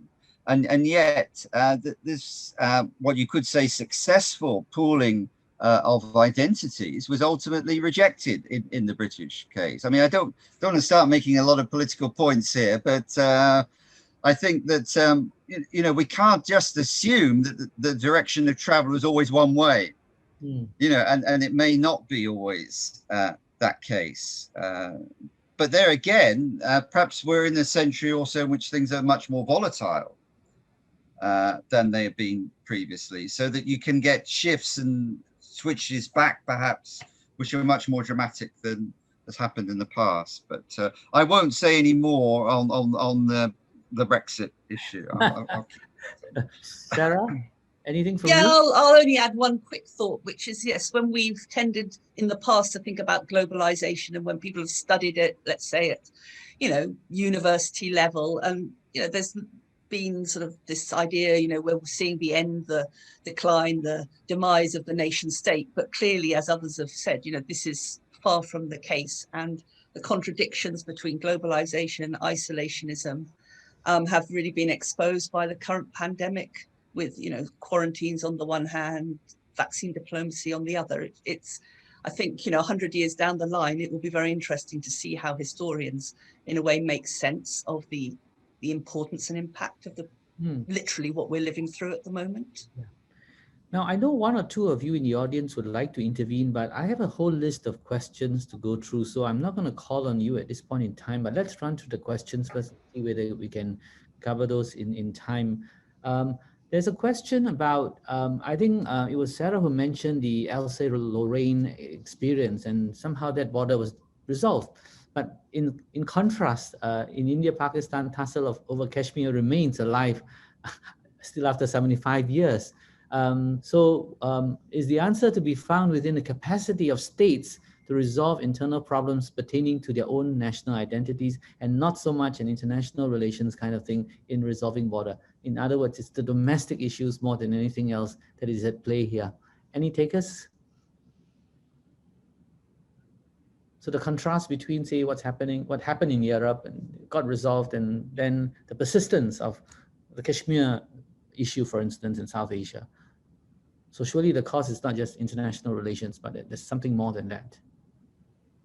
I would just venture to say, I mean that Kashmir has significantly played a role in domestic politics, particularly in Pakistan, so that there is this domestic dimension to an inability to resolve this, as well as the sort of bilateral relations between the two states. I mean, obviously, post the Shimla Agreement, the role of third-party mediators, I think, is passed.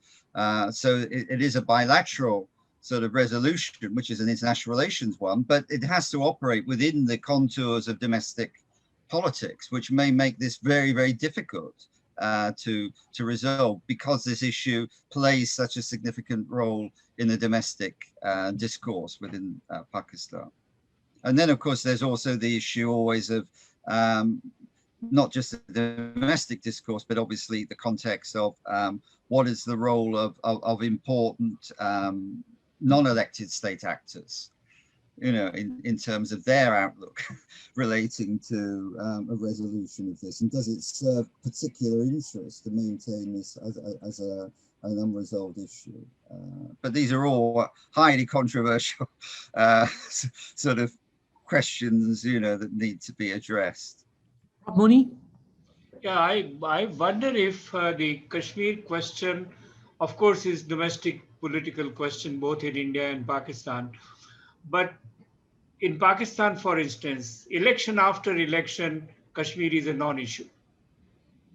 And still the Kashmir issue does not get resolved. So I wonder if it is related to the domestic democratic politics, or it is related to the civil-military relations. Good point. Okay, let me move on. Next question. It can be said colonialism has resulted in creation of various borders. Could it be said great power dynamics regionally have preserved it?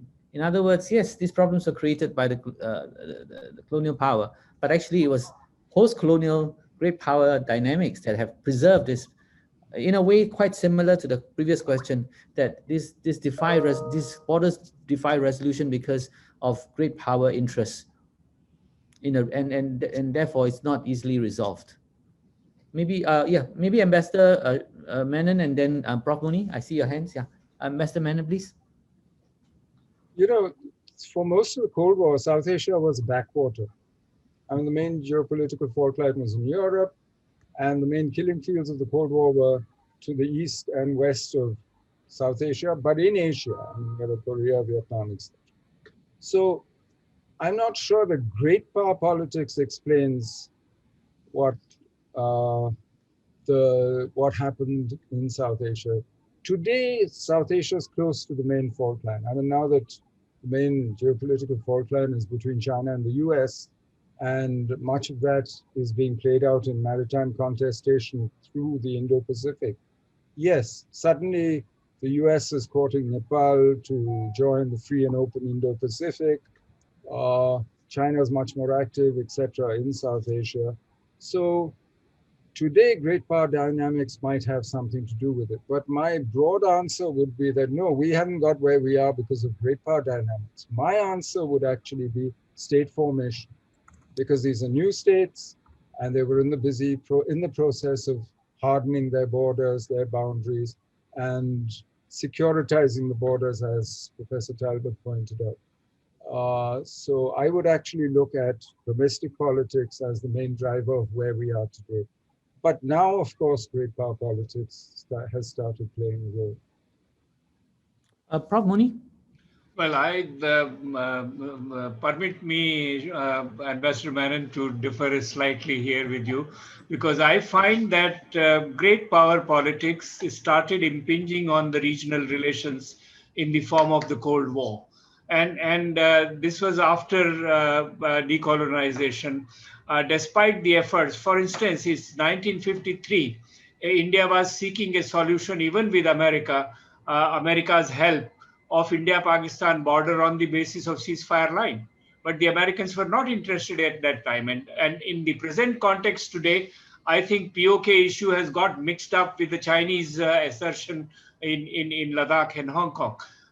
Sorry, not Hong Kong, in Ladakh and Aksai Chin area. Now, this is where the problem is that, there was no regional politics in South Asia beyond the great powers, even all years of the Cold War. I mean, to imagine that the regional powers were playing their own politics there was no autonomy of that politics, if at all it was there. Therefore, I would submit that the great power influence has always continued to define or redefine the regional contestations. Ambassador Tariq, do you have anything to add to that? You're on mute. You're on mute. Please unmute yourself, Ambassador Tariq. You're on mute. Okay, got it. Okay, sorry, I was fiddling in the wrong place. Yes, very briefly, yes. I mentioned that when I look at our history, in a sense, we were given birth to by the Cold War itself, which shaped our politics for quite some time. We moved away from that. But we are constantly, because of where we are located and how we are located, we are constantly, I think, in the back of our minds, if not consciously, we look on ourselves as a nut between two sets of nutcrackers. One is the nutcracker formed by India and China. The other is the nutcracker now being formed by the two narratives that are threatening to clash. They are certainly contesting with each other. There's the Indo-Pacific and the BRI. And for us, it's a question of how do we preserve ourselves, keep ourselves intact. And I suppose there would be other countries in similar positions also behaving similarly. I mentioned about the trust deficit, and in the trust deficit, in diplomacy, we do a lot of things. We sign agreements, we flourish them, say we have done this, that, and the other. But there's sometimes a lot of difference, a gap between the substantive and what is perceived. And when the difference, the gap between what is perceived and what is actually supposed to be increases, it triggers off a different dynamics, which is hostile to the whole process itself. And I mentioned earlier, the internal and external over here in the subcontinent is totally blurred. We react to what is happening in India, internal acts, which are for internal governance of India. We look on it as it's affecting me. Similarly, anything done there is sometimes, so that drives the local politics. And as I think Shankar said, it's a lot of the divisions. I sometimes wonder whether it serves the interest of politics to keep the divisions alive. Thank you. Thank you. Okay, next question. I think this one's for you, Yen, because it's about inherent cartographic anxiety in South Asia. And it says the South Asian experience of multiple partitions, how has it impacted on contemporary state making? You know, this constant desire to draw boundaries and create states. Does it make it impossible to achieve any form of regionalism in South Asia? So maybe Yen, you have first go at this, and then I'll ask the others to come in. So I repeat the question: is inherent cartographic anxiety of multiple partitions in contemporary South Asia, does it make it impossible or difficult to achieve any form of regionalism in South Asia? I mean, I think obviously that the inheritances of these disputes, which we've already mentioned in terms of borders, and then the whole upheaval of partition itself has created a situation of lack of trust between states within the South Asian region.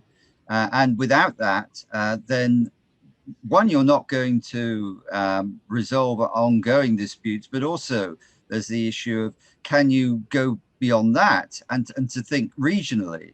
And that, I think, is seen in the fact not just of territorial disputes, but disputes over water, which may be increasingly an important issue, but it's all linked in with the original political mistrust.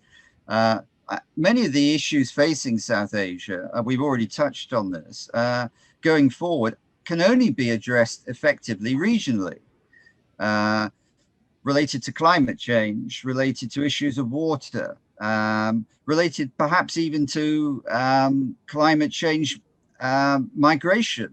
We've not made the point that the South Asian region is one of the most vulnerable regions in the world to climate change and its impacts. All of this is going to be intensely disruptive. All of it is going to need regional cooperation in order to address it. There isn't going to be a national solution to these issues. And yet there is this legacy going back to these boundary disputes or unresolved or undemarcated boundaries resulting, from the colonial period, from partition itself, that get in the way of addressing some of these issues from a regional perspective, because there just isn't the level of trust. So I think that that's an important issue, that the legacies getting in the way of the kind of approaches that are going to be needed to address these long-term issues, which don't respect boundaries. And we've seen this in the pandemic, but it's even more going to be the case going forward in terms of climate change and its impact in the region. So regional solutions are going to be required. How can you get those regional solutions with this legacy of mistrust that persists?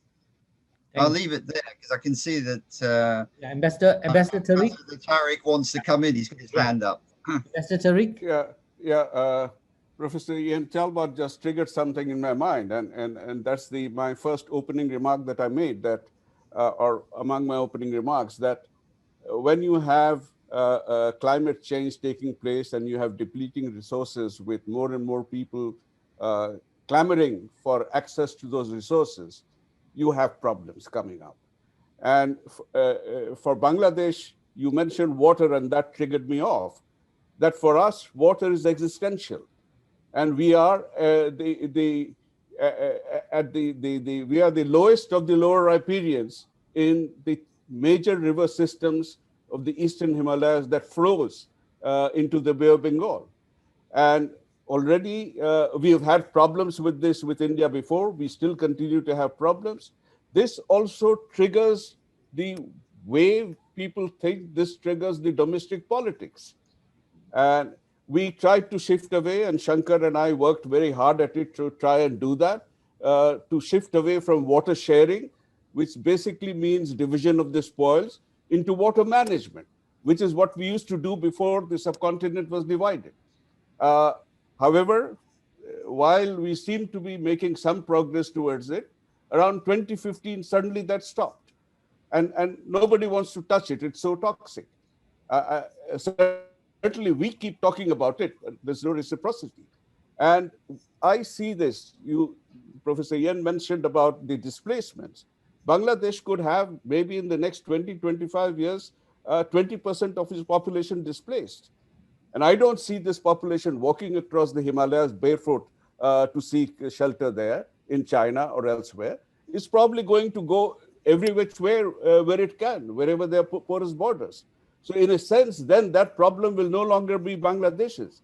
It will become all our problems. And therefore, seeking regional solutions now, rather than procrastinating and waiting for another 5 years or 10 years, is the need of the hour. And Bangladesh has been committed to this regional process for at least for the last 10 to 12 years. It's difficult, but that doesn't mean that we need to stop here. Thank you. Thank you, Ambassador. Prof Muni, you want to sort of follow up on that point, or is it? Just on this point, on a very small point, that the disputed borders are not the only problem for blocking regionalism. It goes much beyond that. Disputed borders are only between India and Pakistan as a major issue. I think the question should be raised, what is the hesitation of the other smaller countries? And there is one question on which there is no national consensus in any of these smaller countries as to how close to India is not too close. And that's the question of identity. I've gone into this question very deeply, and I find it that unless they have a national consensus that we can go to India go closer to India this much, unless that is resolved, there would be no meaningful regional integration. Look at BBIN.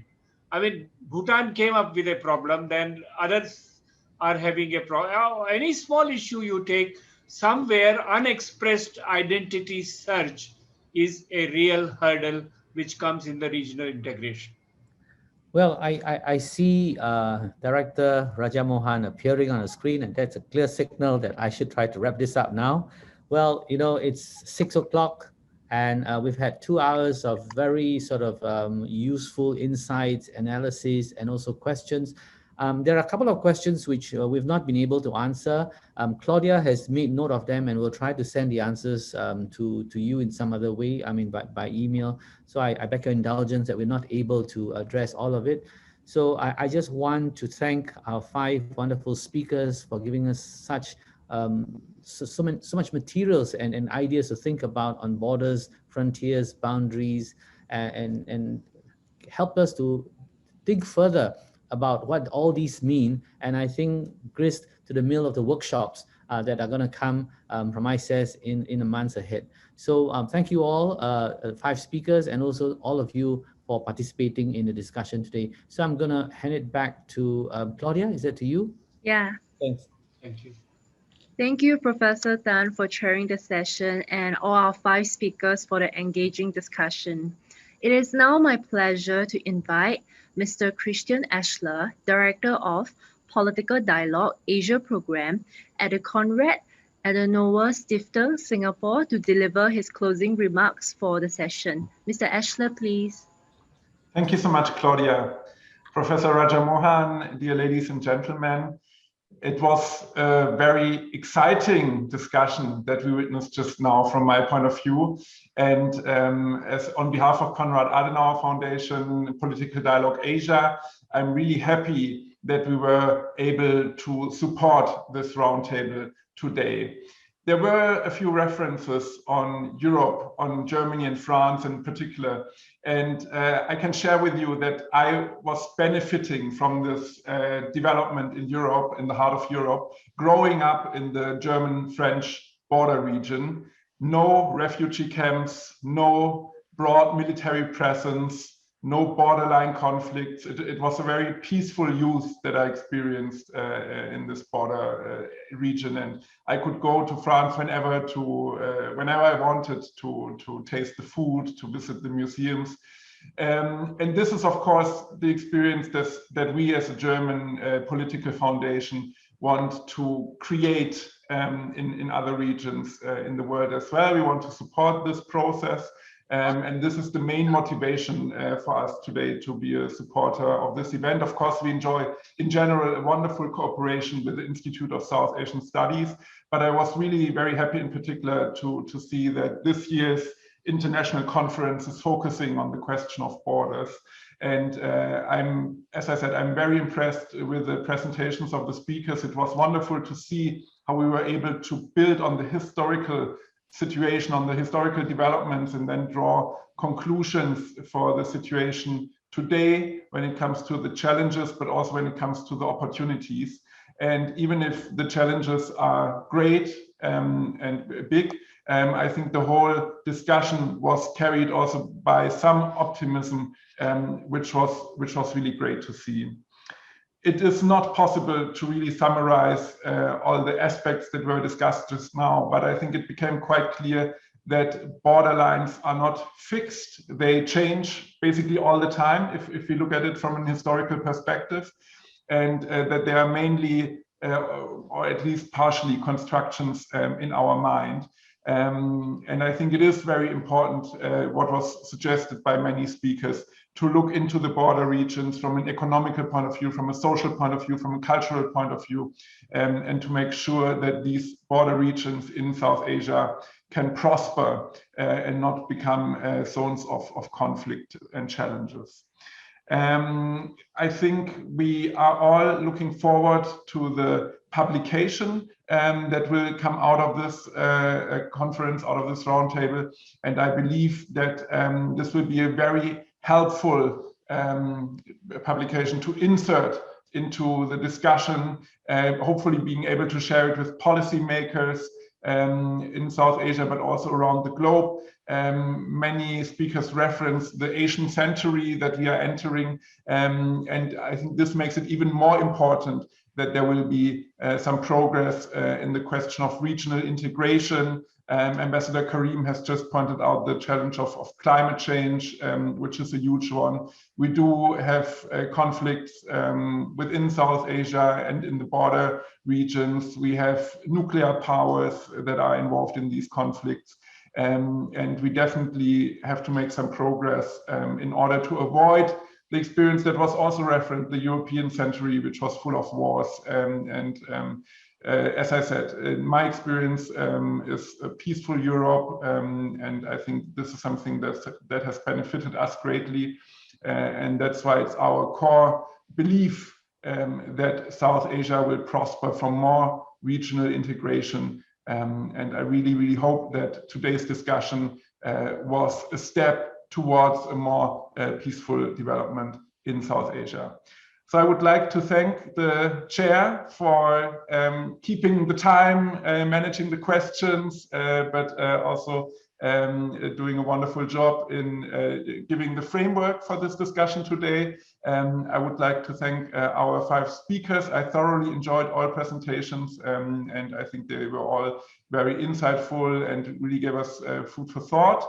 And of course, I would like to thank the team of ISIS led by Professor Raja Mohan for the preparation of this event. As I said, we are looking forward to the results that will be put into writing from this roundtable, and we are also happy to support this publication.